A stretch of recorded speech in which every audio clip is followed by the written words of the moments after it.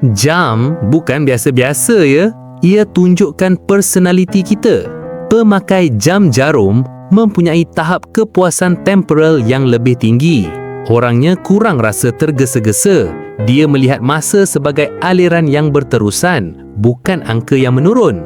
Dianggap lebih boleh dipercayai, berpengalaman, mempunyai kompetensi sosial yang tinggi.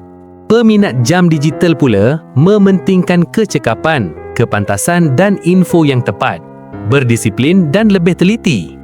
Manakala yang tak suka pakai jam, orangnya santai, kurang terikat dengan masa yang ketat, lebih suka mengikut gerak hati atau keadaan semasa. Jika sering tukar jenis jam pula, personaliti yang sangat menarik dan dinamik, mampu untuk menyesuaikan diri dengan pelbagai situasi. Pukul berapa sekarang? Lupa ambil anak dari sekolah. Bye-bye!